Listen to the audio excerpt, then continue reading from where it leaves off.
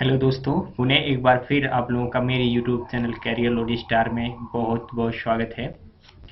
दोस्तों, आज जो रचना आपके सामने प्रस्तुत है, plants also breathe and feels. तो ये रचना उत्तर प्रदेश बोर्ड का जो इंग्लिश का सिलेबस है 10th का, उसके अंतर्गत पढ़ना होता है इसको।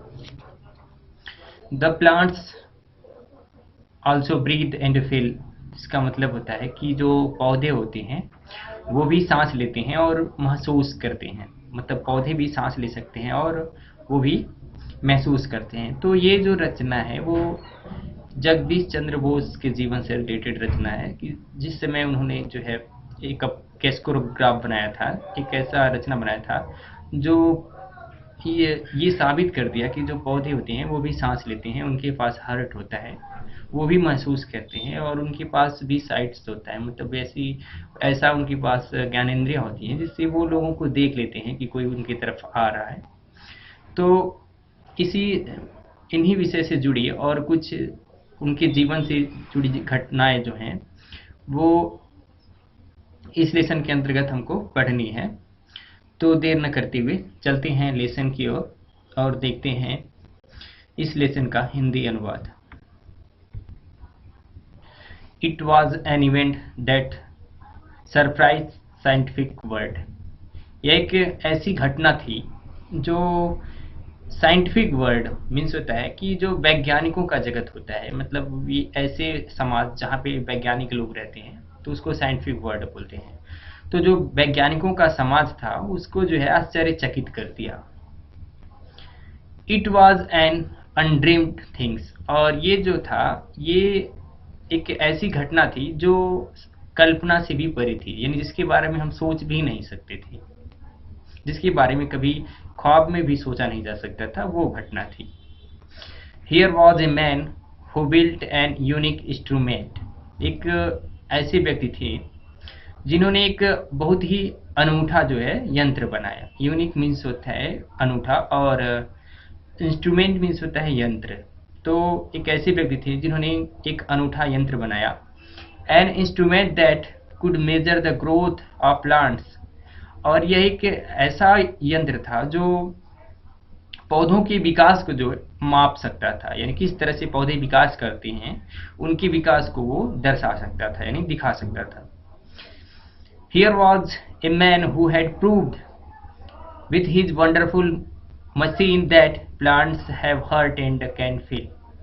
मतलब वो ऐसे व्यक्ति थे जिन्होंने अपनी मशीन से ये सिद्ध कर दिया कि जो पौधे होते हैं उनके पास भी हृदय होता है और वो भी महसूस कर सकते हैं।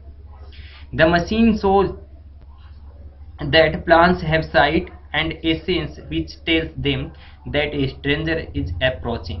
यहाँ पे अप्रोचिंग मीन्स होता है आना या पहुंचना, और स्ट्रेंजर मीन्स होता है अजनबी, और साइट मीन्स होता है दृष्टि, और सेंस मीन्स होता है मतलब एक ज्ञानेंद्रिय समझ लेते हैं।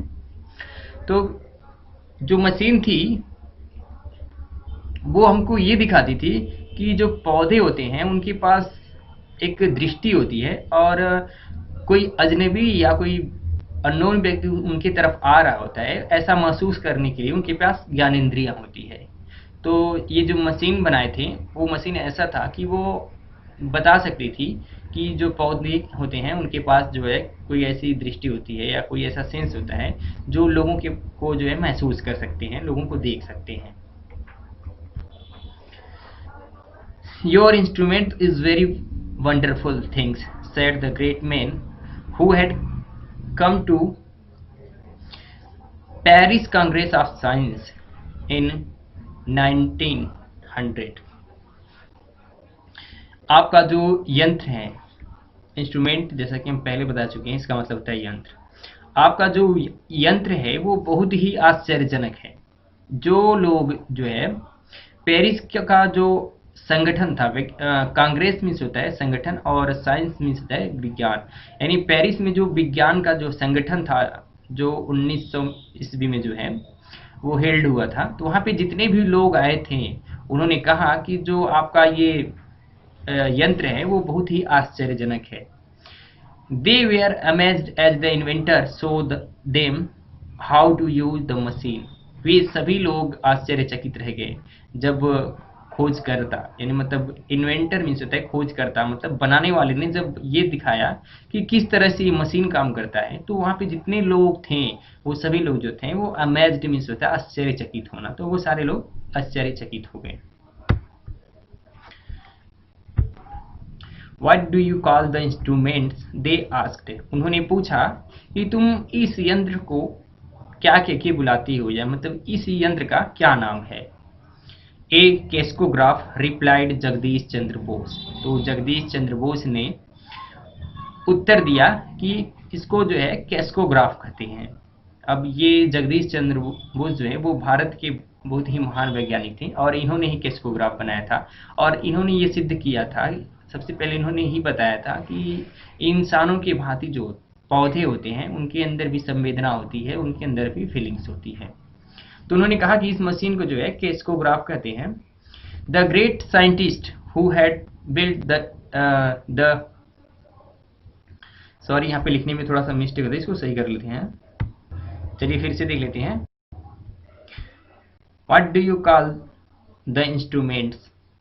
आप जो है इस यंत्र को क्या कहते हैं, मतलब इस यंत्र को किस नाम से आप बुलाते हैं। दे आस्क्ड, उन्होंने पूछा। A crescograph replied Jagdish Chandra Bose the great scientist who had build this wonderful machine. और इस वंडरफुल मशीन को जिसने बनाया था, यानी जिन्होंने इस यंत्र को बनाया था, वो एक महान वैज्ञानिक थे जिनका नाम था जगदीश चंद्र बोस। और उन्होंने उत्तर दिया कि इसको केस्कोग्राफ कहते हैं। And where was it made? The scientist asked. जो वैज्ञानिक थे उन्होंने पूछा कि ये कहाँ बनाया गया, मतलब किस देश में इसको बनाया गया। इन द इंडिया, यानी भारत में। वॉज द आंसर, उत्तर जो था वो था कि भारत में बनाया गया। The reply caused the great surprise. और ये जो उत्तर था, मतलब जो रिप्लाई था, वो एक बहुत ही बड़े आश्चर्य का कारण बना, क्योंकि India in the 19th century was well known for its greatness in the field of fine arts, literature and philosophy. अब होता क्या है कि 19वीं शताब्दी में भारत ललित कला, साहित्य और फिलॉसफी के क्षेत्र में जो है वो जाना जाता था। यानी उसकी जो महानता थी, भारत की जो महानता थी, वो साहित्य के रूप में जानी जाती थी और दर्शन शास्त्र के रूप में, और ललित कला के बारे में जो है भारत को ख्याति प्राप्त थी, यानी इसके बारे में वो महान समझा जाता था। But in the field of science, लेकिन विज्ञान की दिशा में, it has not progress much, लेकिन विज्ञान की दिशा में भारत जो है उतना उन्नति नहीं किया था। Sir Jagdish Chandra Bose with his invention made a name for himself and his country in the scientific world. जो सर जगदीश चंद्र बोस थे, तो इन्होंने अपने उस खोज के साथ जो है न कि अपना नाम कमाया, और अपने नाम के साथ साथ ही वो पूरे देश का नाम जो है वैज्ञानिक जगत में बनाया। मतलब अपने नाम के साथ अपने देश भारत का भी नाम जो है वैज्ञानिक जगत में कमाया। Bose was born in 1885 in a village in Bengal. Bose 1885 में बंगाल के एक गांव में पैदा हुए थे। After studying physics at the Calcutta university.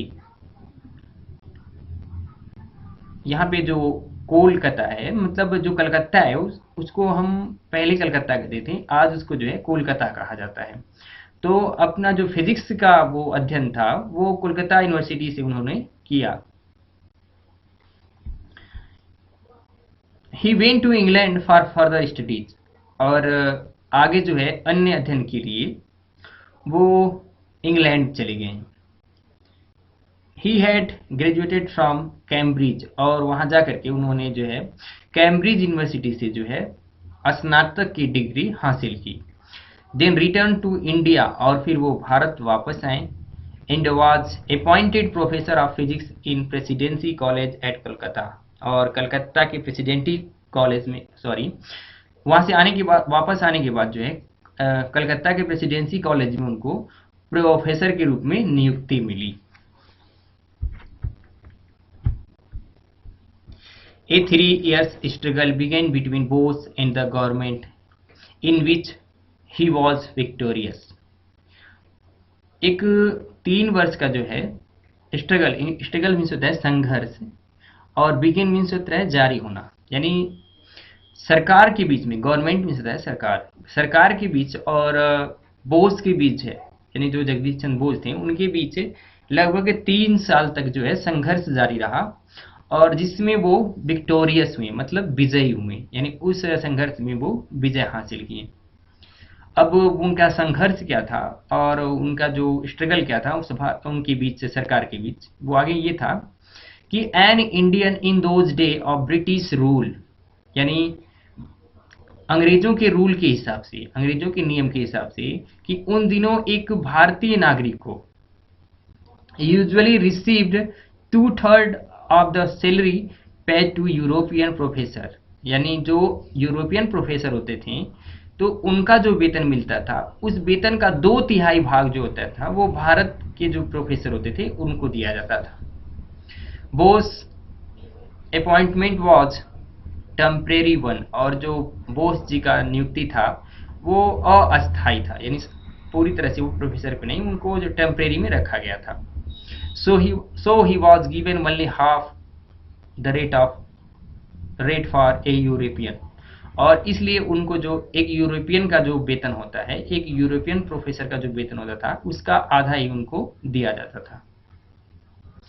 Bose was not the man to take this quietly, और बोस ऐसा व्यक्ति नहीं थे जो इसको जो है शांति से ले लेते, यानी शांति से वो इसको लेने वाले नहीं थे। ही फेल्ट दैट, उन्होंने अनुभव किया कि, महसूस किया कि people who did the same amount and the same kind of work should be paid the same salary whatever race they belong to। उन्होंने अनुभव किया कि वो लोग जो एक जैसी मात्रा में और एक जैसे ही कार्य करते हैं तो उनको वेतन भी एक जैसा उनका होना चाहिए, यानी यहाँ पे पेड मीन्स होता है चुकाना यानी देना, और सैलरी मीन्स होता है वेतन। तो कह रहे हैं कि जब इंसान एक ही जैसा काम कर रहा है और एक ही मात्रा में कर रहा है, मतलब जितना वो यूरोपियन करते थे उतना भारतीय लोग भी करते थे, और वही काम जो यूरोपियन करते थे वही भारतीय भी करते थे, तो इनका ये मानना था कि उनका वेतन भी जो है समान होना चाहिए। जब काम वही है तो जो यूरोपियन को मिलता था वही इंडियन को भी मिलना चाहिए, चाहे वो किसी भी जाति से संबंध रखते हों। यहाँ पे वॉट एवर, चाहे जो भी, और रेस मीन्स होता है कास्ट, मतलब जाति, और बिलोंग मीन्स होता है संबंध रखना। तो उनका ये मत था कि चाहे वो किसी भी जात से बिलोंग करते हों, किसी भी देश के हों, अगर सेम प्रकार का काम कर रहे हैं, एक जैसा काम कर रहे हैं, तो उनका वेतन भी जो है एक जैसा होना चाहिए। It is worth remembering that, यह याद करने योग्य बात है कि, मतलब इसको याद रखना चाहिए कि discoveries do not come from the faithful followers and the S man of science. यहाँ पे वो कहते हैं कि याद करने योग्य बात है कि जो खोजें होती हैं वो निष्ठावान अनुसरण करने वालों से नहीं होती है, जो निष्ठापूर्ण होकर के यानी एक दूसरे को फॉलो करते हैं, और ऐसे व्यक्ति जो एस मैन होते हैं, मतलब जो हाँ में हाँ मिलाते हैं, तो विज्ञान के ऐसे व्यक्तियों के द्वारा जो है खोजें नहीं होती हैं। मतलब कोई भी आविष्कार होता है, कोई भी खोज होता है, तो वो ऐसे नहीं होता है कि कोई व्यक्ति जो करके गया है उसी को हम फॉलो करते रहें। अगर हम उसको ही फॉलो करते रहेंगे, उसका ही अनुसरण करते रहें और उसके हाँ में ही हाँ मिलाते रहेंगे, तो जो वो कर गया है उससे ज़्यादा हम कुछ नहीं कर पाएंगे। तो यहाँ पे ये याद करने वाली चीज़ है कि जो विद्रोह होता है और जो डाउट होता है, शंका होता है, उसी से जो खोज होती है। तो यहाँ पे कहा गया है कि they come from doubt and rebels, और जो खोजें होती हैं, यानी कोई भी आविष्कार होता है वो डाउटर से होता है, मतलब संदेह से होता है और विद्रोह से होता है। जब तक हम विद्रोह नहीं करेंगे तब तक वो चीज़ें हम नहीं कर पाएंगे।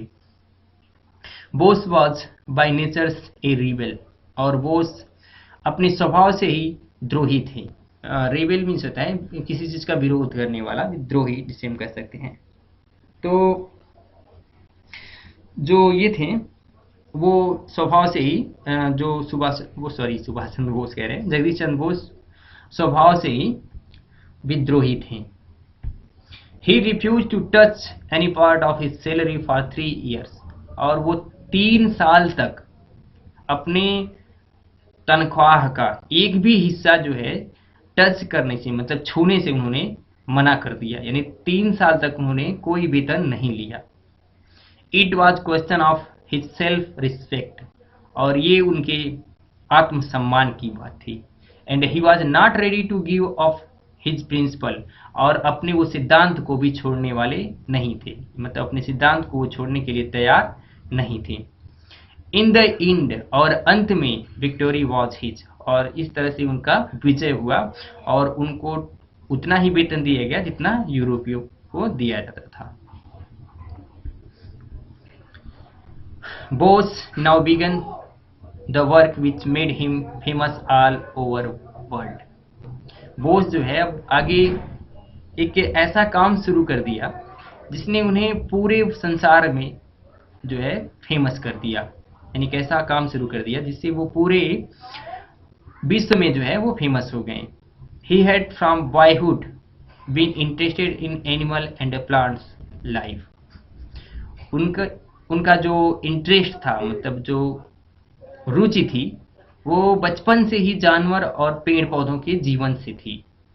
And now his work in physics led him back to his old love, और इस तरह से फिजिक्स में उनका कार्य जो है अब फिर से वो उनके प्रेम में वापस लाया, यानी उनकी रुचि की तरफ वापस। यानी जो भौतिकी का कार्य था, तो उनके जो पुराने रुचि थे पेड़ पौधों के जीवन के बारे में और जानवरों के बारे में, तो उनके लव की ओर जो है, उनके प्रेम की तरफ वो फिर से ले गया।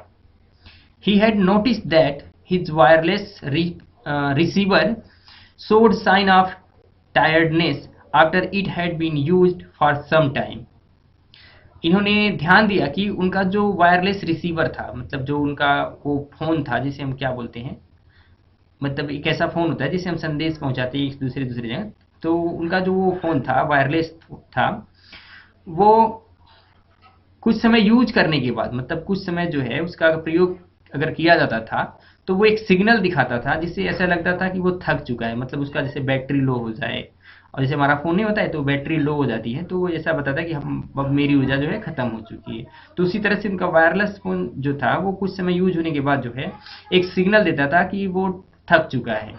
But some strange way got back it after being rested, और कुछ समय उसको आराम देने के बाद एक अजीब तरीके से जो है उसकी एनर्जी फिर से वापस आ जाती है। और होता भी क्या है कि अगर हमारा मोबाइल अगर स्विच ऑफ हो जाता है तो एक बार वो जब सिग्नल देता है तो स्विच ऑफ हो जाता है, फिर थोड़ी देर बाद अब जो है उसको अगर स्विच ऑफ करके छोड़ देने के बाद कुछ समय बाद अगर देखा जाए तो फिर खोला जाए तो वो कुछ समय के लिए फिर वो ऑन हो जाता है। तो इसको उन्होंने नोटिस किया। Here was food for thoughts, और इससे जो है उनके विचार के लिए भोजन था, मतलब ये उनके विचार के लिए ऊर्जा थी। द काइंड ऑफ थॉट्स, यानी एक ऐसी विचार फ्रॉम विच ग्रेट डिस्कवरीज कम, जिससे एक महान खोजें होती हैं। यानी यही होता है वो तरीका, और यही नोटिस जो होता है वो विचारों के लिए जो है ऊर्जा होती है, और इस तरह के विचार से ही जो है नई नई और या महान खोजें होती हैं। Until end of the middle age, यानी जो मध्यकाल था, तो मध्यकाल के अंत तक the world was looked on as one beautiful unity created by God। जो ये संसार था वो भगवान के द्वारा बनाया गया एक सुंदर जो था वो यूनिटी की तरह दिखता था, मतलब ये जैसे ये संसार एक भगवान के द्वारा बनाया गया खूबसूरत नजरिया हो। Man believe that everything in the world from man to rock and stone had its place and purpose। लोग विश्वास करते थे कि इस संसार में जो भी चीज है, चाहे वो इंसान हो, चाहे वो पहाड़ हो, चाहे वो पत्थर हो, हर चीज का अपना एक उद्देश्य होता है और अपना एक उचित स्थान होता है। The discoveries of Galileo and Newton change this world, और जो फिर से देख लेते हैं। The discoveries of Galileo and Newton change this world picture, और जो गैलीलियो और न्यूटन की खोजें थी उसने इस संसार के चित्र को ही बदल के रख दिया। Man began to study each branch of science separately in the great detail, and there developed several different kind of science. होता क्या है कि जब पहले लोग जो जैसा होता था उसके हाल पे ही छोड़ देते थे, और लोग ये सोचते थे कि ये भगवान के द्वारा बनाया गया चीजें, और उसका होना और ना होना सबका कोई न कोई एक रीजन है और एक पर्पज से वो पड़े होती थी। लेकिन जब गैलीलियो ने दूरबीन बनाया, न्यूटन ने ग्रेविटी का लॉ खोजा, तो इससे जो क्या हुआ, ये पूरे संसार का जो है वो चित्र ही बदल गया। लोग जो है विज्ञान के अलग अलग जो शाखा थी उनको जो है अलग अलग करके, यानी जो भी स्टडी की जो ब्रांच थी, शाखाएं थी, उसको अलग अलग साइंस में डिवाइड करके वो एक भारी मात्रा में, एक भारी डिटेल के साथ जो है उस पे वो अध्ययन करने लगे। And developed several different kind of science, और इस तरह से विज्ञान के अलग अलग जो है हिस्से बने, मतलब अलग अलग पार्ट में ये विज्ञान जो है वो डिवाइड हो गया, बट गया। However, recognized ये unity among all these different branch of science. Sorry, फिर से देख लेते हैं। Bose, however, recognized a unity among all these different branches of science. Bose, भले ये साइंस की अलग अलग शाखाएं बन चुकी थी, फिर भी इन सभी शाखाओं के बीच जो है उनको कहीं न कहीं एकता दिखी और उस एकता को वो पहचाने। He realized that there was a similarity in the behavior of lifeless and living things. उन्हें जो है एहसास हुआ कि जो सजीव हैं और जो निर्जीव हैं उनका जो व्यवहार होता है उनमें कहीं न कहीं कुछ न कुछ सिमिलरिटी जरूर है, मतलब उनके अंदर कुछ न कुछ एकता है। It was, however, not easy to convince other. और ये यहाँ तक कि लोगों से जो है समझाना या लोगों को बताना आसान नहीं था। यानी जो उनके अंदर लगता था कि जैसे उन्होंने आभास किया कि हम जैसे इंसान होते हैं तो वो बोल सकता है, वो महसूस कर सकता है, वो सुन सकता है, देख सकता है, तो उसी तरह से कुछ चीज़ें जो हैं जो निर्जीव होते हैं उनके अंदर भी हमारे जैसे सिमिलर होते हैं। तो ये हालांकि उनके अंदर ये एहसास हुआ, लेकिन ये लोगों को समझाना जो है वो बहुत ही कठिन था, क्योंकि लोग ये समझते थे कि वो निर्जीव है, उसके अंदर ऐसा कुछ नहीं है जो हमारे अंदर है। People hold on their old beliefs, लोग जो है अपने पुराने विचार पे टिके रहते थे, यानी जो उनके अंदर पुराना विचार था, जो विश्वास था, उस पे वो बने रहते थे। And they do not like to change them, और उसको वो बदलना नहीं चाहते थे। मतलब लोगों का ये मत था कि इसको भगवान ने बनाया है और इसका होने का मतलब एक अस्तित्व होता है इसका, चाहे निर्जीव हो चाहे कोई भी हो। अब इन्होंने क्या किया कि लोगों को ये समझा, उनको जब एहसास हुआ कि जब ये निर्जीव जो होते हैं उनके अंदर भी वो जान होती है और उनके अंदर जो होता है वो कुछ एकता होती है हमारे जैसे हमारे शरीर में होती है, थकान महसूस करना और रिलैक्स महसूस करना, तो उसी तरह से वो निर्जीव भी थकते हैं और वो भी रिलैक्स करने के बाद उनके अंदर फिर से वो रिफ्रेश होते हैं, ताजगी आ जाती है। तो ऐसी एकता होती थी। लेकिन ये चीज़ें जो है, ये चीज़ लोगों को समझाना बहुत ही बड़ा काम था, क्योंकि लोगों के अंदर ये बना हुआ था, जो पुराने अवधारणाएं होती हैं, जो विश्वास होती थी, तो वो लोगों के अंदर पहले से बना होता था और उसको वो चेंज नहीं करना चाहते थे, बदलना नहीं चाहते थे।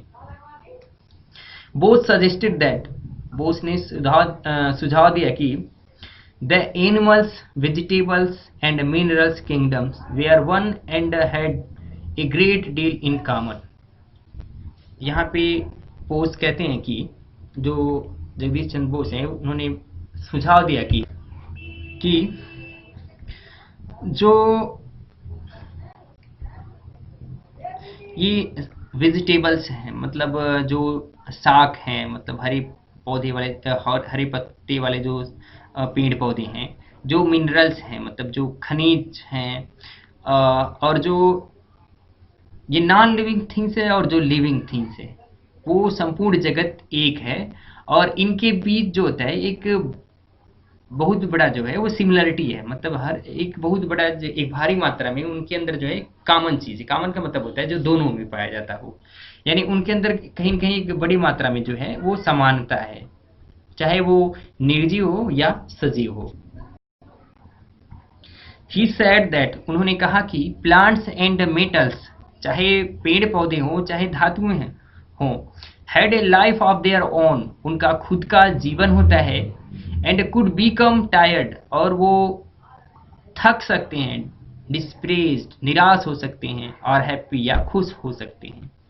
उन्होंने कहा कि चाहे वो धातु हो चाहे पेड़ पौधे हो, तो उनके पास खुद का जीवन होता है और वो थक भी सकते हैं, निराश भी हो सकते हैं और खुश भी हो सकते हैं। पीपल लाफ्ड एट हिम, इससे लोग उनके ऊपर हंसे, मतलब उनकी इस बात से जो है लोग उनसे हंसे। They did not take him seriously, और इस बात को उन्होंने जो है, यानी जो लोग थे जो जो इनकी बातों को सुने, तो उनकी इस बात को वो जो है गंभीरता से नहीं ली।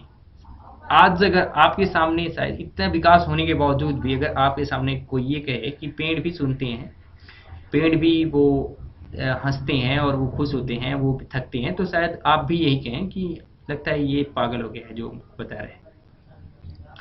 बोस न्यू, बोस जानते थे, he was right and proved it, उनको पता था कि वो सही थी और इस बात को उन्होंने सिद्ध कर दिया।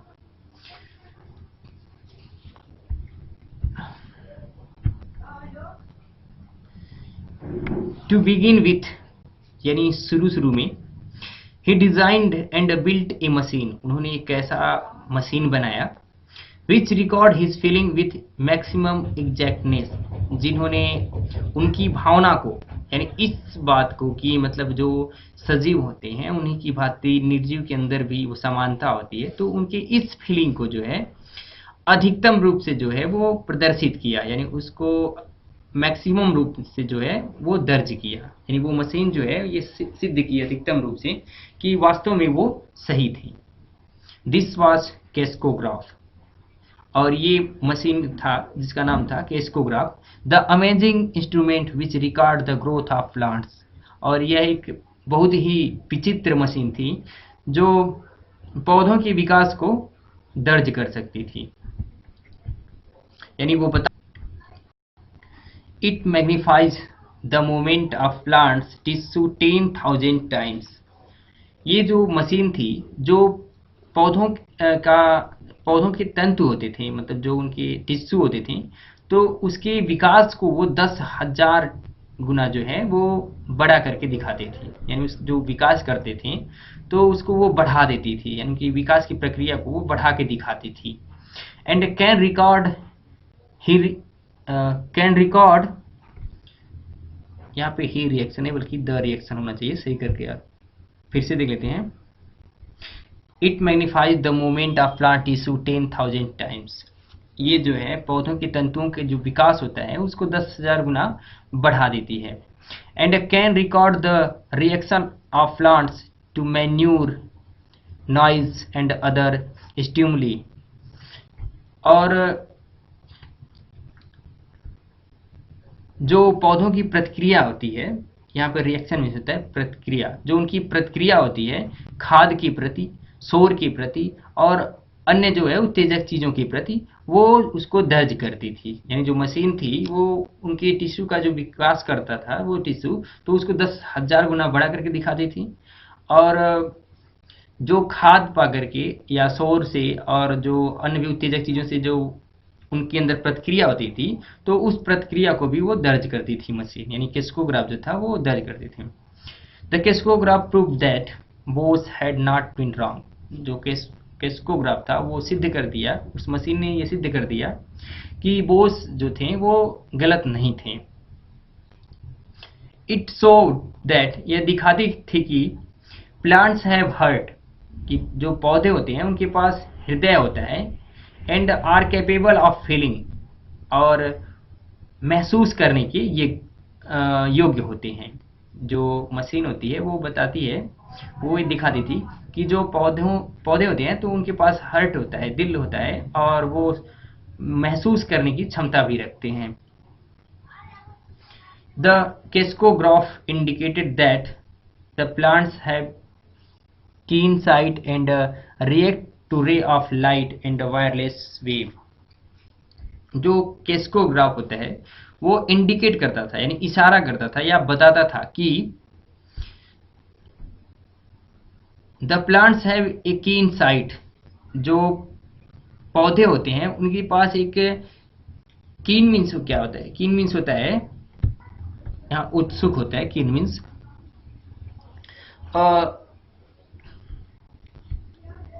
चलिए फिर से देख लेते हैं। The crescograph indicate that plants have a keen sight and react to ray of light and wireless wave. जो पौधे होते, तो वो जो क्रेस्कोग्राफ ने ये बताया कि जो पौधे होते हैं तो उनके पास एक तीव्र दृष्टि होती है, जिससे वो प्रकाश की किरणों से और जो वायरलेस तरंगे होती हैं तो उससे वो जो है रिएक्ट करते हैं।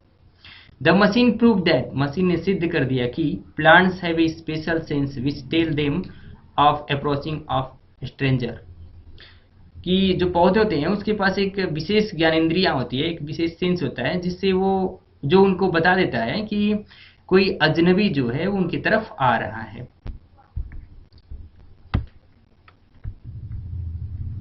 The story of this great scientist will not be complete without some mention of his concern for India and her people. ये जो इस महान वैज्ञानिक की जो कहानी है, वो जब तक भारत और भारत के लोगों का वर्णन न कर दिया जाए, उनके बारे में कुछ बता न दिया जाए, उसके संबंधों के बारे में, तब तक ये कहानी जो है पूरी नहीं होती है। अर्थात कि जब तक भारत के लोग और भारत से उस महान वैज्ञानिक का प्रेम का वर्णन न किया जाए, तब तक उसकी कहानी जो है पूरी नहीं होती है। He had a deep faith in the intelligence of his countrymen. उनके पास जो है भारत के लोगों की, यानी उनके देश के लोग, मतलब भारत के लोग, उनके पास जो होते हैं, उनके मन में जो है वो भारत के लोगों की बुद्धिमानी के प्रति जो है एक गहरा विश्वास होता है। उनके पास विश्वास होता है कि भारत के लोग जो है वो काफी बुद्धिमान होते हैं, वो इंटेलिजेंस होते हैं।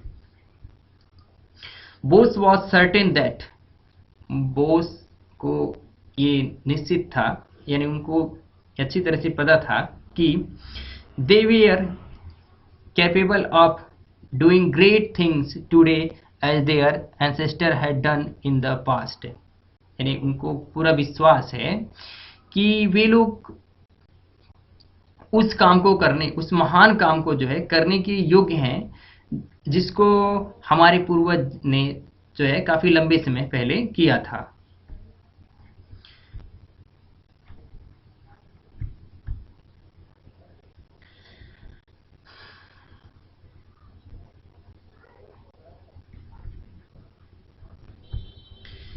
In an address at a convocation of the University of Mysore in November 1972, Sir Jagdish Chandra Bose spoke out, यहाँ पे spoke about होना चाहिए, he spoke about India's glory in the past and declared that it was action and not idleness that was responsible for that glory.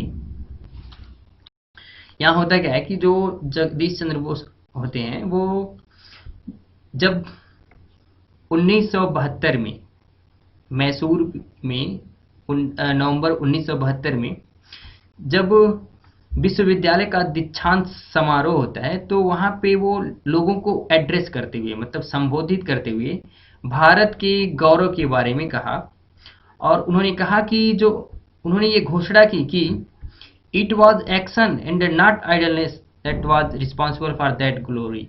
यानी भारत के अंदर, यानी भारत में जो भी शान है, जो भी शौकत है, यानी जो भी गौरव है, तो उसके लिए जो होता है वो प्रतिक्रिया, एक्शन होता है, जो क्रिया होता है, वो क्रियाकलाप होता है, लोगों की जो करनी होती है वो उत्तरदायित्व रखती है, न कि सुस्तता यानी शिथिलता।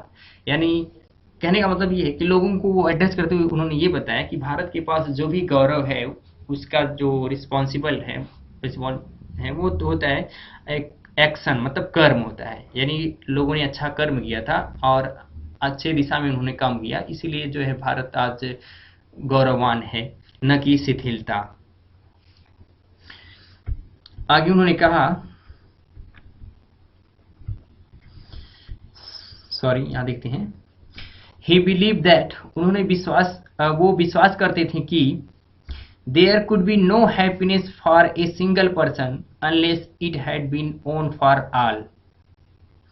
उन्होंने कहा कि कोई भी खुशी एक अगर किसी पार्टिकुलर व्यक्ति के लिए होती है, एक सिंगल व्यक्ति के लिए होती है, तो वो खुशी नहीं होती है जब तक कि वो खुशी सबके लिए ना हो। एंड दिस ग्रेट साइंटिस्ट, और ये जो महान वैज्ञानिक थे, वांटेड, वो चाहते थे, his countryman to have undying hope and a faith in the future, कि उनके जो देश के लोग हैं वो भविष्य के लिए जो है उनके पास एक अटूट उम्मीद हो, यानी भविष्य में कुछ करने के लिए या आगे बढ़ने के लिए उनके पास एक अटूट उम्मीद हो। तो दोस्तों, वीडियो का लेंथ जो है काफ़ी लंबा हो चुका है, तो इस वीडियो को यहीं पे रोक दिया जाता है। तो ये रहा इस लेसन का हिंदी अनुवाद। हालांकि आज जो है गर्मी काफ़ी ज़्यादा है, तो थोड़ा ये लेसन जो है इसका हिंदी अनुवाद करते समय में काफ़ी जो है डिफ़िकल्टीज फेस करना पड़ा, तो शायद मैं उतनी अच्छी तरह से इसको एक्सप्लेन नहीं कर पाया, लेकिन फिर भी अगली बार जो है इससे बेहतर करने की कोशिश करूँगा। तो मिलते हैं एक नई वीडियो के साथ अगले वीडियो लेक्चर में, तब तक के लिए बाय बाय।